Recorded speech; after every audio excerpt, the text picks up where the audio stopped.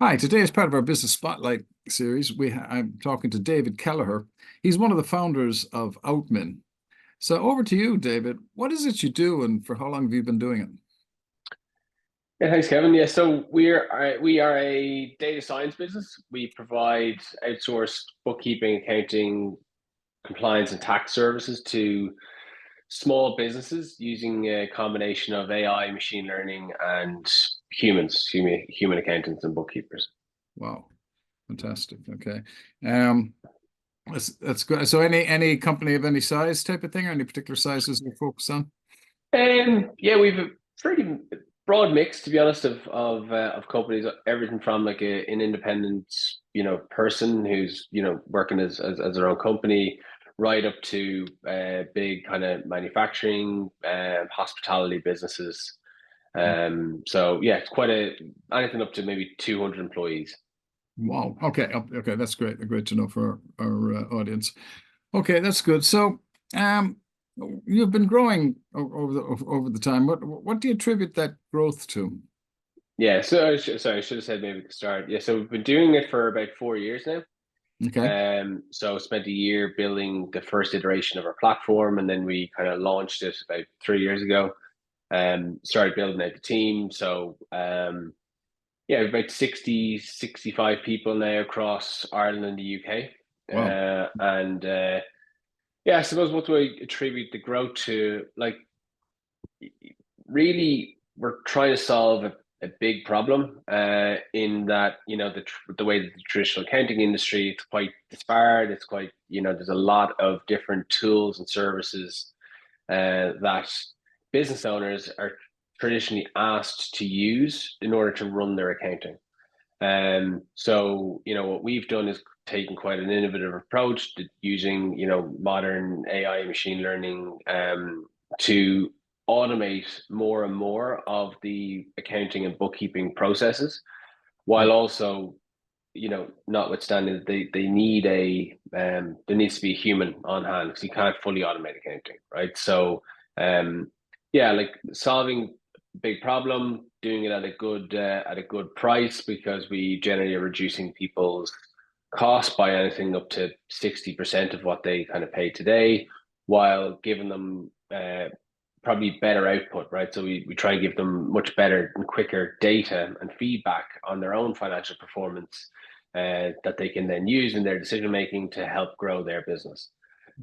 So it's a compelling offering, but it's a big market as well, right? So at the moment, we're actually very focused on the hospitality industry, where Mhm. we found that there's for a lot of different reasons. I won't go into those, but it's a really good industry for us to work in. But even if you take the hospitality industry, it's massive. We work across Ireland, the UK, plans to go to the US next year, but like the goal is to do this across every industry, not just one. Okay, so it'd be growing again from there. Fantastic. So, and you know, you touched on a bit of it, but if you were to start from square one in business, what would you do differently? um, yeah, probably a few things. All right. Like I think I probably have different expectations across a lot of things. This is the first time that I've had my own business. Um, I think some of my expectations will be different. Okay. Around like things like, okay, well, how long things take, right? So they always take longer than you think, right? Or not longer than you hope. Um, I think you're always, let's say, looking at what's wrong with the business and looking at the gaps, right? And that's kind of what you're meant to do. But I'd probably be a bit easier on myself, be a bit less self-critical. Okay. Because look, it can't be perfect. Everything can't be perfect all the time. Um, I would probably also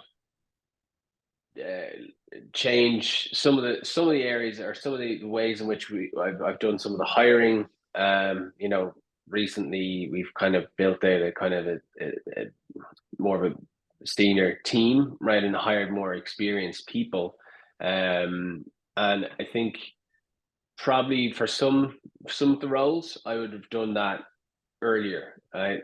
Probably rather than thinking that, I can probably do everything myself, or we, myself and my business partner Ross, that we can do everything ourselves. Um, so yeah, they'd be some of the things, and then probably kind of maybe a little bit tight to the first point, like celebrating the wins a bit more, because there's enough things to get you down, there's enough things to be critical of, right? And then, but ultimately, when things do go well and things do work out, or whatever it is, you land a new customer, you get a great review online or something. You got to really celebrate those, right? Because again, like, they're the things that keep you going. So probably do a better job of that. Fantastic. Yeah, yeah, couldn't agree more. And it's a common theme through these interviews when I ask that question. I've hired more people or people sooner than I actually did. And I think we're held back by this, oh God, can I afford it? As opposed to, can I afford not to? Yeah, yeah. Or what's the, yeah, exactly. And what's the impact of doing it first? It's easy to say, well, if I don't do anything, right, I can um tangibly see the out, because there's no impact, right? But there's no risk, so no, definitely, yeah. Yeah, I know. And I think on that, just on that point, I know Brad talks about our founder, Brad Sugars. If you can afford half their wage, hire them because they'll certainly earn the other half. Exactly. Yeah, that's it. That is easier said than done. And especially with maybe doing this for the first time, right? So Yeah, absolutely. No, that's fantastic. And again, so, what have been your biggest learnings as an employer, since you began your business? um so like, probably the biggest for me is prioritization, right? So like, in an early stage business, in a small business, like, there's always way more work, right? That can be done. Like, you can work 24 hours a day, right?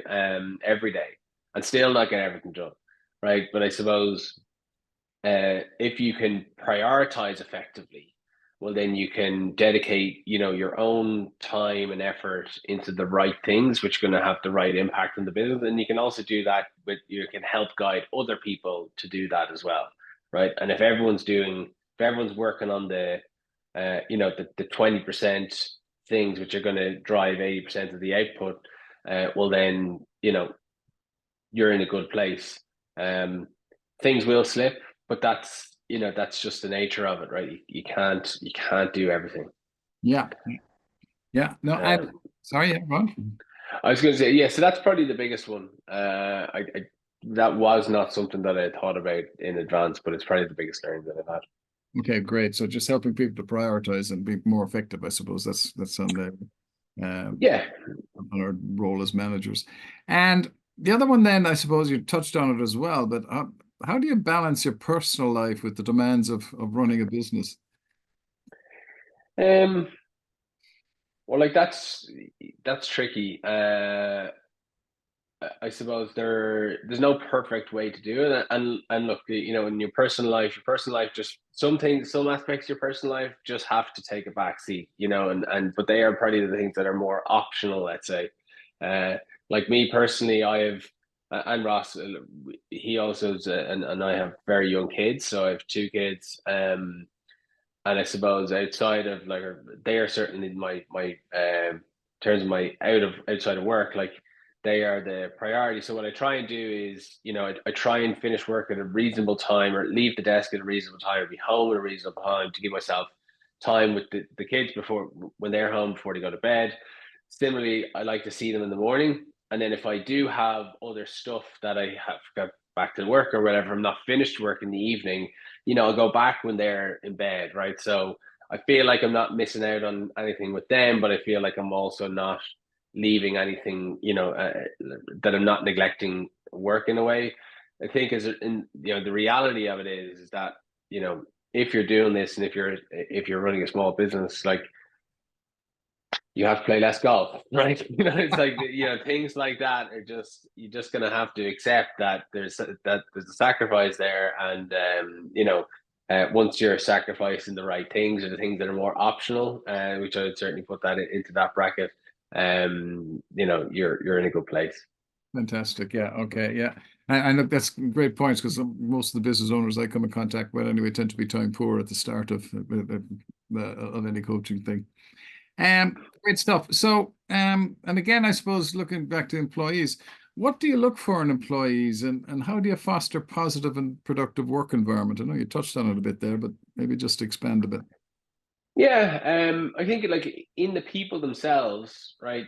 You're these are, I suppose, working in a small business, right? Is not what people think is a normal job, right? So, you're asking them to buy into this as well, and there's certain things that you need from people in order for them to be successful, in working with you, and helping the business get to the next level, and achieve what the business is striving to achieve. So, you know, like, they got to be motivated, right? Motivated and hardworking. Like, it's just, that's just a minimum, or priority number one, let's say. Hmm.